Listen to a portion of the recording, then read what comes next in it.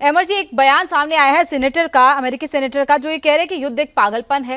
रोज अरबों डॉलर खर्च हो रहा है, 2 अरब डॉलर का उन्होंने बताया कि रोज युद्ध में खर्च हो रहा है। कई सैनिक घायल हो रहे हैं, कई सैनिक मारे जा रहे हैं, अमेरिका को नुकसान हो रहा है। तो अमेरिका के लोग वहां के क्या सोचते हैं? क्या सच में डोनाल्ड ट्रंप के खिलाफ अब एक ऐसा लोग भी खिलाफ होने लगे हैं कि जिस तरीके का नुकसान अमेरिका को इस युद्ध में हो रहा है? क्योंकि शुरुआत तो आपने की थी, आपने सोचा था कि जल्द ईरान घुटने टेक देगा, सरेंडर कर देगा, लेकिन ऐसा तो होता नहीं दिख रहा।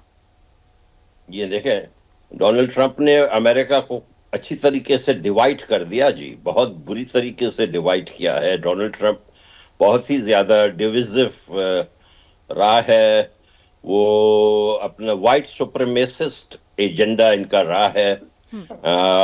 ये जो दूसरे मुल्कों से, जैसे एशिया से, साउथ एशिया से इंडियन, पाकिस्तानी या मिडिल ईस्ट से लोग, उनको तो या के पूरे लैटिन अमेरिका से उनको निकालने की बातें करता है। और दूसरी तरफ जाके साउथ अफ्रीका से जो अफ्रीकान हैं, जो गोरे नस्ल के लोग हैं, उनके लिए बाकायदा प्लेन भेज के उनको यहाँ बुलाया गया। तो ये इंतहाई बिल्कुल ही ब्लैटेंट किस्म का वाइट सुप्रीमेसिस्ट है। इसके लिए गोरी चमड़ी वाला ज्यादा अच्छा है। बाकी हम और आप और ये सब जो है उसके आंखों में इंफीरियर हैं। इस किस्म की माइंडसेट है। और बहुत शर्मनाक चीज हो रहा है आज जो भी इन्होंने किया है। देखें, इनकी एक तो ये पॉलिसी कोहेरेंट नहीं है। इनके जो है वो चेंज होती रही हैं, इनकी गोल्स चेंज होती रही हैं। इनको क्या चाहिए ईरान में? पहले कह रहे थे कि भाई हमें इनके न्यूक्लियर प्रोग्राम खत्म करना है, उसको तबाह करना है। फिर कहा कि हम इनके बैलिस्टिक मिसाइल को तबाह करेंगे। अब आके उनके इंडस्ट्रियल बेस को नुकसान पहुंचा रहे हैं, उनके स्कूलों को, उनके तालीमी इदारों को नुकसान पहुंचा रहे हैं। इनका कोई देखे गोल। और फिर देखे, ये जो भी जंग हुआ है मशरक़ वस्ता में, जो भी हुआ है वो इजराइल के कहने पे हुआ है। इजराइल इनसिक्योर स्टेट है, पैरानॉइड है, हमेशा से रहा है। मेरी तो दरख्वास्त ये है कि देखे, आप किसी मजहब के बुनियाद पे एक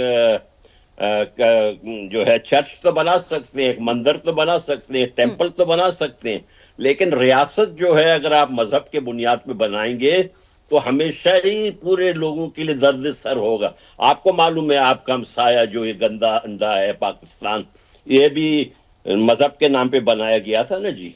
देखिए किस तरीके से हमारे ऊपर बलोचों का आज ये कत्लेआम कर रहे हैं। जो हमारे बंगाल से दोस्त बैठे हुए हैं, कल के दिन 55 साल पहले इन्होंने बांग्लादेश में इसी तरह से लोगों का कत्लेआम किया था, औरतों की समंदरी की थी। आज वही चीज हमारे बलोचों के साथ ये रिपीट कर रहे हैं।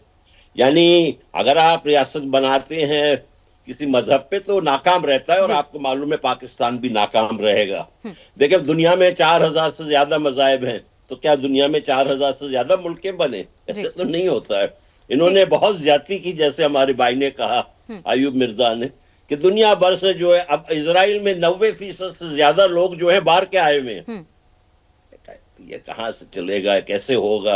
और वो सबसे लड़ाई करना चाहता है। और दूसरी जानिब, नहीं, एक बात भी कहूं, दूसरी जानिब जो हमारे मुसलमान जो कुछ लोग हैं, उनके जहन में भी बड़ा माइंडसेट में बहुत गलती है कि भाई हम इनको पर हमला कर देंगे, हम इनकी औरतों को अपना गुलाम बना देंगे। क्या आप 1400 साल पहले तो नहीं रह रहे हैं भाई? ये कौन सी आपकी जहनियत है? जी, बहुत शुक्रिया। मेजर अस्थाना, क्या हो सकता है डोनाल्ड ट्रंप का एग्जिट प्लान? कैसे वो निकलेंगे? क्योंकि एक तरफ तो आप इजराइल से, ईरान से आप चाह रहे हैं कि शांति वार्ता हो जाए, पीस प्लान आप भेज रहे हैं, लेकिन बंदूक की नोक पर आप कह रहे हैं कि 3500 से ज्यादा भी ठिकाने हैं ईरान में जिन पर अटैक करना है। तो कैसे होगा? क्या ईरान बंदूक की नोक पर सरेंडर करेगा? क्योंकि जैसा लगातार रिटेलिएशन हो रहा है ईरान की तरफ से, ऐसा होता नहीं दिख रहा है। और बंदूक की नोक पर क्या आप शांति वार्ता कर सकते हैं? देखिए, बंदूक के नोक पर ईरान सरेंडर तो नहीं करेगा, लेकिन प्रेसिडेंट ट्रंप तभी निकलेंगे बाहर जब उनका डोमेस्टिक प्रेशर उनके ऊपर जो है वो इतना ज़्यादा बढ़ जाए कि उन्हें उनके पास कोई चारा ना बचे।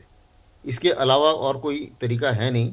क्योंकि जहाँ तक बाहरी सिचुएशन का सवाल है, उस बाहरी सिचुएशन में तो ये है कि हालांकि वो बोल सकते हैं कि जी मैं जीत गया, मैंने सब कुछ बर्बाद कर दिया, और निकल जाएं बाहर।